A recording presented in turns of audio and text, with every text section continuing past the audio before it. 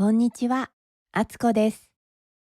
今日は映画のハウルの動く城を日本語能力検定試験 N4、N5 レベルの簡単な日本語で読んでいきます。このビデオの文章は映画のセリフをそのまま書いたものではありません。私がわかりやすい日本語で映画のあらすじを説明したものです。このビデオは3つに分かれています。1、キーワードの説明。2、物語文、あらすじ。3、映画の言葉の解説。CC 字幕をオンにしてお好みの言語を選択してね。それでは始めましょう。1、キーワード。戦い。人や国などが力や武器を使って争うこと。攻撃する。相手を傷つけるようなことをすること。姿。人や物を見た時のその形や様子のこと。落ち込む。悲しい気持ちになったり、元気がなくなったりすること。なんか。を少し低く言うときに使う言葉。セリフのハウルなんか、私なんかでは、にあたるハウルや私は大切ではないと下に見る気持ちが込められています。傘をさす。雨が降っているときに傘を開いて持つこと。戦争。国などが大きな戦いをすること。諦める。やりたかったことなどをやめること。腰。人を乗せて他の人が運ぶ乗り物。お祭りの時に使うのはおみこしで、神様が神社からお出かけする時に乗る乗り物です。一方で、違う場面や違う人の様子を話すときに使う言葉。電球。電気で光る丸いランプ。照らす。光を当てて明るくすること。罠。人や物を騙して捕まえるための仕掛け。怪物。大きくて怖い、普通ではない不思議な生き物。代わりに、ある人や物がするはずのことを違う人や物がすること。似る。形、色、様子などが他のものと同じように見えること。偽物。本物ではないもの。本物に似るように作られたもの。冷静。気持ちが落ち着いていて、しっかり考えられること。愛している。とても大切に思っていること。心から好きなこと。2、物語文、あらすじ。その頃、ひどい戦いが続く町の上を黒い鳥になったハウルが飛んでいました。街は燃えて火の海になっています。ハウルは街を攻撃する飛行機と戦います。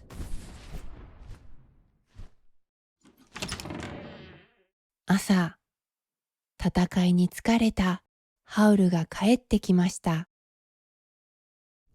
ずっと鳥の姿でいると人に戻れなくなるぞ。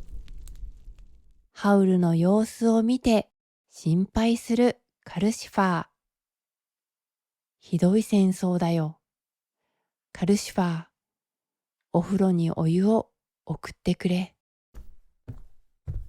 ハウルは寝ているソフィーの顔を見ます。なぜか寝ているソフィーはおばあさんではありませんでした。大きな水の音でソフィーは目を覚ましました。ハウルが帰ってきたようです。起きたソフィーはおばあさんの姿に戻っていました。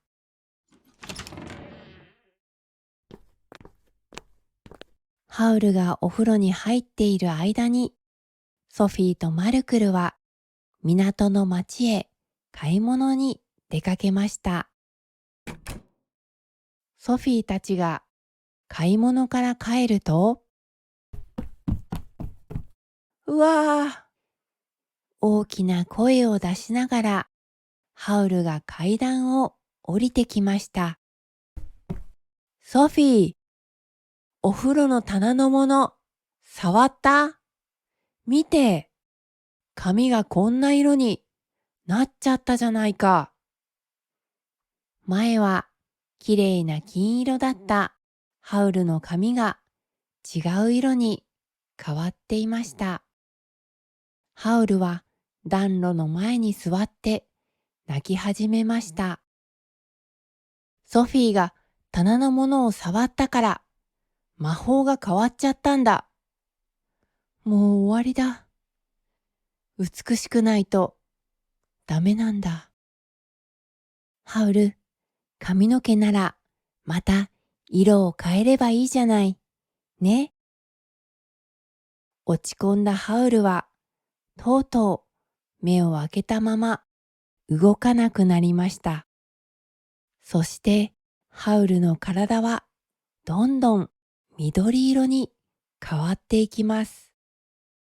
もうハウルなんか好きにすればいい。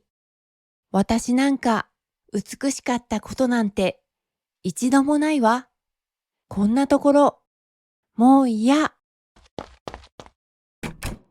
美しさをとても気にするハウルを見て、ソフィーは悲しくなって外へ出て行きました。外で泣いているソフィーにカブが傘をさしてくれました。ありがとうカブ。あなたは優しいかかしね。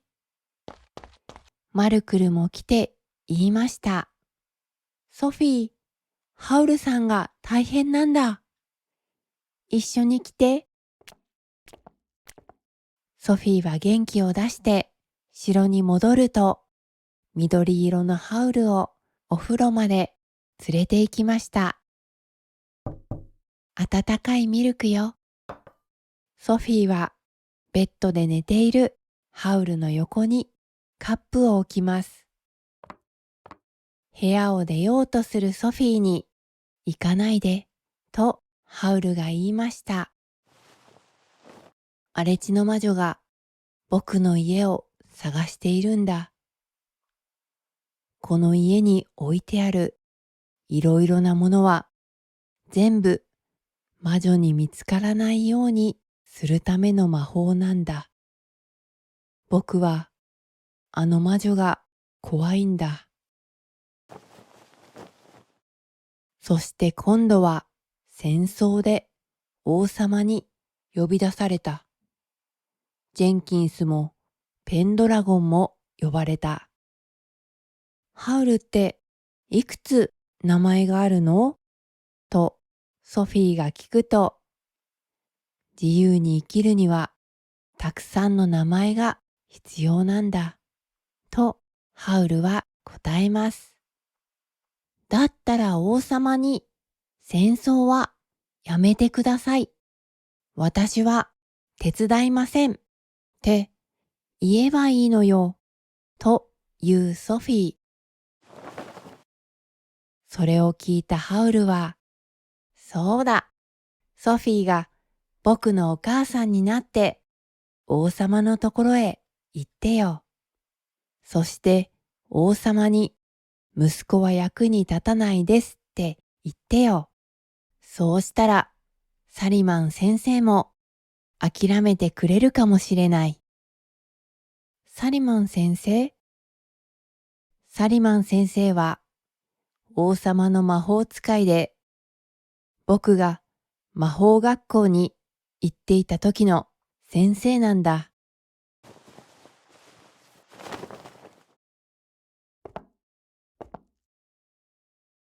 ソフィーは王様のお城へ行く準備をします。行ってくるね。そういうソフィーの手にハウルは指輪をはめました。これはお守りだよ。大丈夫。僕も姿を変えてソフィーと一緒に行くから。ソフィーは王様のお城に向かって歩き始めました。気がつくと犬がソフィーの横を歩いています。ハウルが姿を変えているのでしょうか。そこへ黒い腰がソフィーに近づいてきました。腰の黒いカーテンがゆっくり開きます。中にいたのは荒れ地の魔女でした。あら、久しぶり。あの時の帽子屋さんでしょ。ハウルに手紙を渡してくれてありがとう。ハウル、元気かしら。ソフィーはそばを歩いている犬を見ながら答えました。ハウルはとても怖がっていたわ。そう、それはよかったわ。荒れ地の魔女も王様のお城に向かっているようです。私も王様に呼ばれているの。サリマンも私の魔法の力が必要になったみたいよ。嬉しそうに魔女は言いました。私にかけた魔法を解きなさいよ。あら、ダメよ。私は魔法はかけられるけど解けないの。そう言って荒れ地の魔女は言ってしまいました。ソフィーが王様のお城へ着くと、荒れ地の魔女が前で歩いて階段を登っています。ここでは魔法を使うことができないようです。ソフィーも階段を登り始めました。しかし、犬は階段を登れないようです。そこでソフィーはその犬を持って階段を登ります。なんでこんなに重いのよ。その犬は小さいのに、まるで大人の人間のように重いのです。一方で、荒れ地の魔女はとても苦しそうに階段を登っています。今日はやめておいたら無理だよ。というソフィーに、私はこの城を出てから50年も荒れ地でこの日が来るのをずっと待ってたんだよ。じゃあ頑張って登ってね。二人はやっと階段の上に着きました。ペンドラゴン様、荒れ地の魔女様、ここでお待ちください。二人は変な部屋に案内されました。部屋の真ん中には椅子が一つ置いてあります。椅子、私のだよ。はあ、とても疲れていた荒れ地の魔女は急いで椅子に座りました。奥様はこちらへ。ハウルに似た男の子がソフィーを別の部屋に案内します。荒れ地の魔女が一人になると、急に部屋中のカーテンが開きました。カーテンの後ろにはとても大きな電球がたくさんあります。突然電気がついて荒れ地の魔女を明るく照らします。実は荒れ地の魔女は光に弱いのです。だから魔女の腰は光が入らないように黒いカーテンがあったのです。これはサリマンの罠でした。たくさんの電球に照らされて、荒れ地の魔女はとても苦しそう。とうとう荒れ地の魔女はおばあさんになってしまいました。サリマンは明るい部屋でソフィーを待っていました。ハウルのお母さんですか？はい、ペンドラゴンと言います。そう答えながら、ソフィーはびっくり。サリマンの足の近くにさっきの犬がいました。その犬は、ヒンのこと？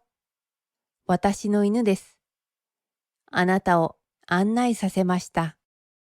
ハウルは来ないのですね。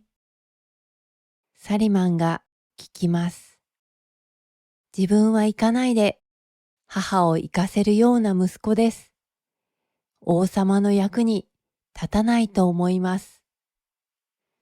困りましたね。あの子は私の最後の生徒なのに。サリマンは自分の子供を心配するお母さんのように言いました。ハウルにはとても素晴らしい魔法の力がありました。しかし、あの子は悪魔に心を取られて魔法学校を辞めてしまいました。あの子はとても危ないのです。心をなくしたのに魔法の力が強すぎるのです。ハウルは荒れ地の魔女のようになってしまうかもしれません。そこへ男の子が荒れ地の魔女を連れてきました。おばあさんになった魔女を見て驚いているソフィーにサリマンが言いました。本当の年に戻してあげただけです。もう魔法の力はありません。あの人も昔はとても素晴らしい魔法使いでした。悪魔と約束をして体も心も全部食べられてしまったのです。ハウルがここへ来て国のために働くなら悪魔との約束をなくすやり方を教えます。来ないならハウルの魔法の力をなくします。この女と同じように。それを聞いてソフィーは怒って言いました。ハウルがなぜここに来るのが嫌なのかわかりました。ハウルに心がないですって？あの人はまっすぐよ。自由に生きたいだけ。ハウルは来ません。怪物にもなりません。そういうソフィーの姿はもうおばあさんではありませんでした。お母さんはハウルが好きなのね。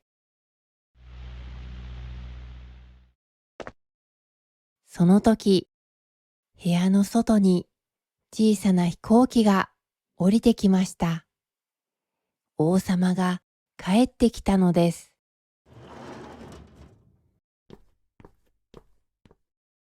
この人たちは魔法使いハウルの母です。サリマンが紹介すると、王様はソフィーに言いました。私は魔法で戦争に勝つつもりはない。このお城はサリマンの魔法で守られているから攻撃されても大丈夫だ。しかし、代わりにお城の周りの町が燃えるんだ。それが魔法だ。そこへ、後ろの入り口からもう一人王様が来ました。やあサリマン、この私の偽物はよくできているな。後ろから来た王様はサリマンの前に立つ自分に似た男を見て楽しそうに言いました。王様が出て行くとサリマンが言いました。ハウル、久しぶりね。そう、最初の王様はハウルだったのです。最初からわかっていましたよ。サリマンが言うと、ハウルはソフィーの肩を持って言いました。先生とは戦いたくありません。母を連れて行きます。逃げられませんよ。そう言ってサリマンは杖を動かしました。お母さんに本当のハウルを見せてあげましょう。下を見ないで、ソフィー。すごい力だ。サリマンの魔法で水が流れてきて、部屋の床がなくなってしまいました。そして二人に向かって星がたくさん落ちてきます。サリマンの攻撃でハウルの体がどんどん黒い鳥に変わっていきました。サリマンはハウルを怪物にするつもりなのです。ハウル、ダメ、罠よ。ソフィーの声を聞いて、ハウルは冷静になります。サリマンが杖を投げます。ハウルはソフィーを持って高く飛びました。ハウルは部屋の上のガラスを壊して外に出ます。そしてそのまま小さな飛行機の上に降りました。捕まって、ソフィー。前へ移動して。ああ、ソフィーがみんな連れてきちゃったな。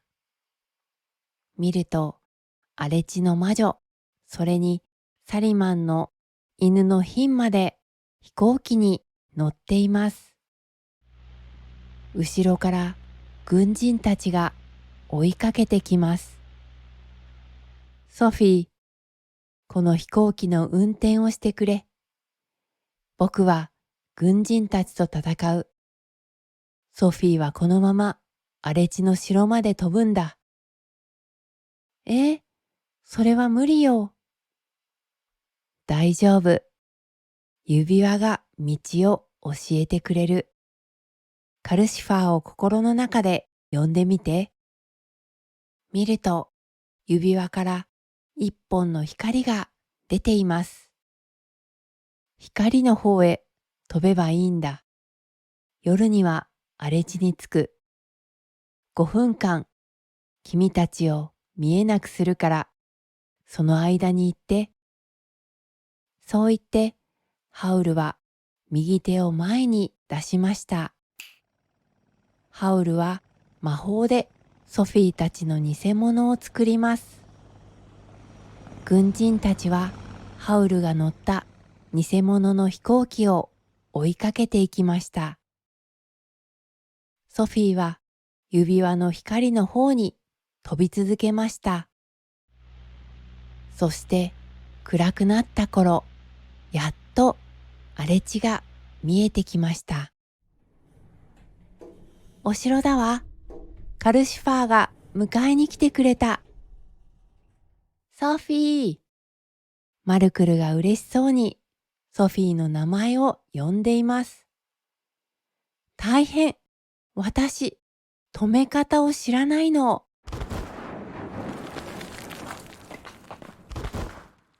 ふう。マルクル、ただいま。ソフィー、怪我はない？大丈夫よ。迎えに来てくれてありがとう。夜、城に黒い鳥になったハウルが帰ってきました。やばいよ。やりすぎだよ。ハウルの様子を見たカルシファーは驚きます。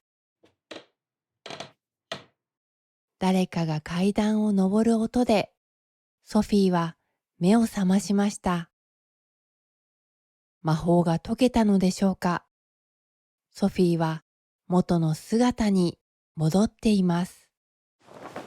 ハウルが戻ったのかな。ろうそくに火をつけて階段を見ると、そこは血で汚れていました。ソフィーは静かに2階へ上がっていきました。ハウル？ドアを開けると、そこは不思議な部屋でした。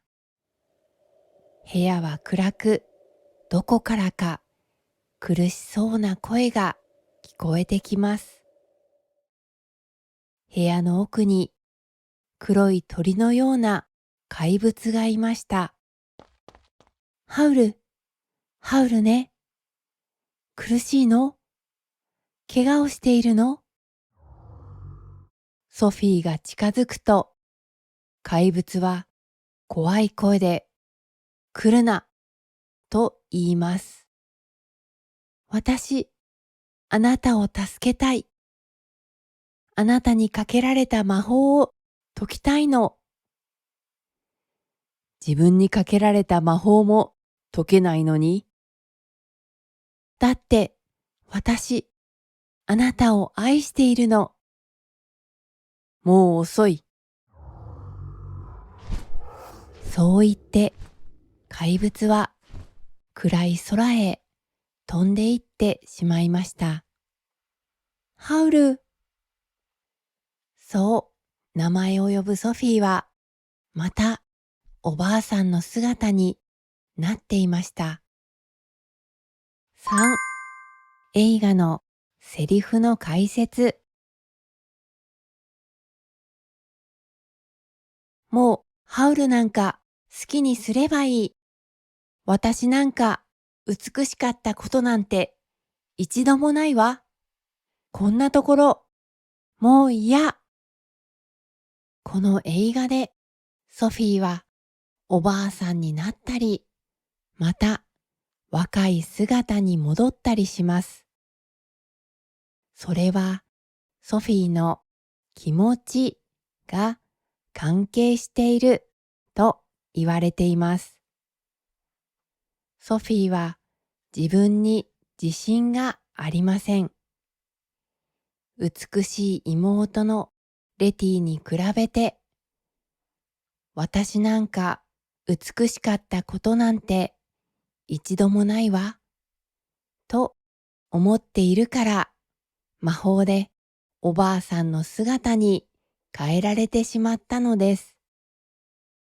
でも、ハウルと出会って一緒にいろいろなことを経験して、ソフィーは自分に自信を持っていきます。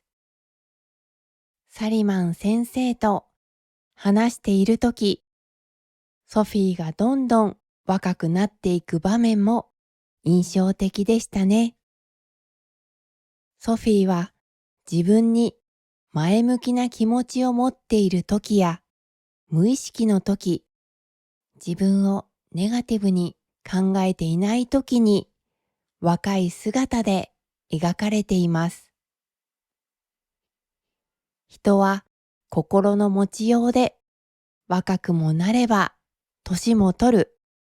そんな宮崎監督の思いがこの作品には込められているのかもしれません。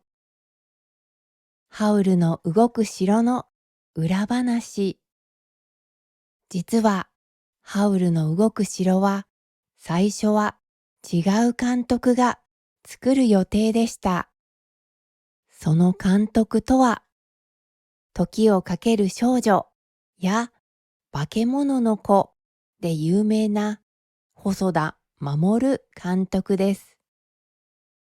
当時、スタジオジブリは細田監督にハウルの監督をお願いし、細田監督も絵コンテ、映画の設計図のようなものを作り始めていたそうです。しかし、ある時点で細田監督はこの作品から降板することになりました。その後、ハウルの動く城は宮崎駿監督が作ることになり、現在私たちが知っている映画が完成したのです。面白いことに、細田監督が描こうとしていたハウルは、なんと現代の世界が舞台だったそうです。もし細田監督が最後まで作っていたら、今とは全く違う映画になっていたかもしれません。細田版のハウルもいつか見てみたいですね。今日のビデオはいかがでしたか？あなたが楽しく日本語を勉強するお手伝いができていたら嬉しいです。今日も日本語を勉強してくれてありがとうございます。今日も明日もあなたにとって素晴らしい日になりますように。チャンネル登録といいねをしていただけるととても励みになります。単語などの解説のついたビデオと解説なしのお話だけのビデオもあるので、そちらもぜひ見てみてください。では、またね。